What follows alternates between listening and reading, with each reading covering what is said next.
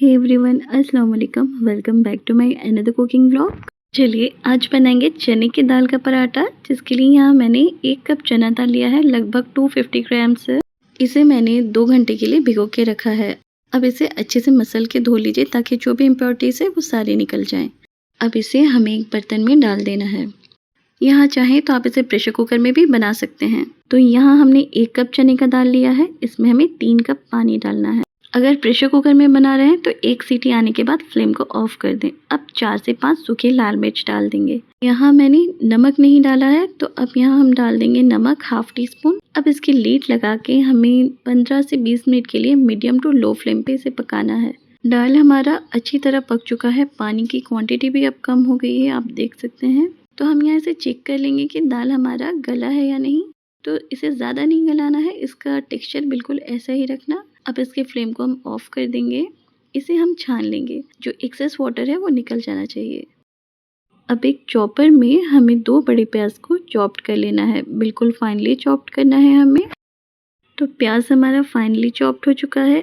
अब मिक्सी में हमें चने की दाल को डाल देना है। इसका जो एक्सेस वाटर था वो सारा निकल गया है। इसे हमें थोड़ा दरदरा रखना है, एकदम फाइन पेस्ट नहीं बनाना है हमें। अगर सूखा नहीं पीसा जा रहा तो आप थोड़ा थोड़ा करके पीस लीजिए। तो ये हमारा दाल का स्टफिंग बिल्कुल रेडी है। इसे हमें तड़का लगाना है। अब कढ़ाई में ऑयल लेंगे 1 टेबलस्पून। यहाँ तेल गर्म होते ही ज़ीरा डाल देंगे। ज़ीरा स्प्लटर होते ही यहाँ हम प्याज को डाल देंगे। प्याज को हमें ज़्यादा देर तक नहीं पकाना है, इसे ट्रांसलूसेंट रखिए। अब यहाँ डाल देंगे नमक ½ टी स्पून। हमने पहले भी नमक डाला हुआ था दाल में। और ½ टी स्पून ज़ीरा पाउडर डाल देंगे। इसे हमें थोड़ा सा मिक्स कर लेना है। अब यहाँ डालेंगे दाल के मिक्सचर को। अब इन सबको अच्छे से हमें मिक्स कर देना है ताकि फ्लेवर जो है दाल में बहुत अच्छी तरह से जाना चाहिए। 2 से 3 मिनट के लिए हमें इसे अच्छी तरह चलाते हुए पका लेना है। ये ऑलरेडी पक चुका है, बस इसे मिक्स करना है हमें।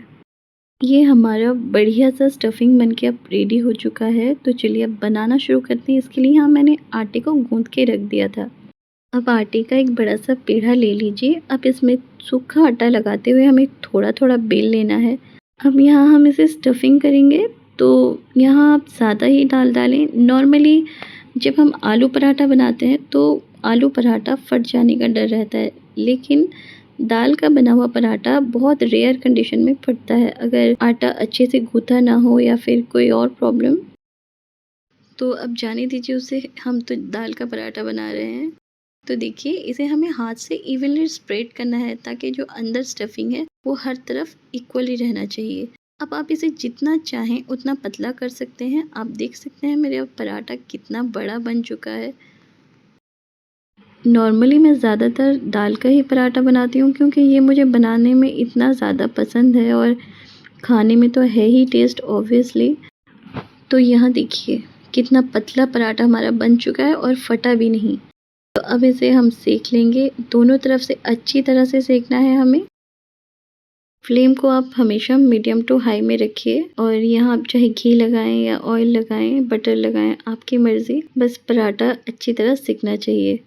इस पराठा को आप दही के साथ, टमाटर की चटनी के साथ, अचार के साथ, या फिर आप इसे ट्राई कर सकते हैं मैंगो प्यूरी के साथ, जो कि हम लोगों का फेवरेट है। बहुत ही अल्टीमेट कॉम्बिनेशन है, आप ट्राई कीजिए, आपको ज़रूर पसंद आएगा। तो मैंने आपको बता दिया, आप इसे जैसे चाहें वैसे खा सकते हैं। तो ये हमने पराठे को दोनों तरफ से अच्छी तरह से सेक लिया है। तो चलिए अब मैं आपको दिखाती हूँ ये कितना सॉफ्ट, कितना सुपर सॉफ्ट पराठा बन के हमारा रेडी हो चुका है। आप देख सकते हैं मैंने कितना सारा बनाया है, क्योंकि हमारे घर पे सारे लोगों को ये बहुत ज़्यादा पसंद है। इसकी सबसे अच्छी बात ये है कि ये बहुत देर तक नरम रहता है। आप इसे सफ़र में भी लेके जा सकते हैं। आप इसे किसी टाइम भी बना सकते हैं, ब्रेकफास्ट में, लंच में, डिनर में। So if you like this recipe, do try at home. Happy cooking. Bye.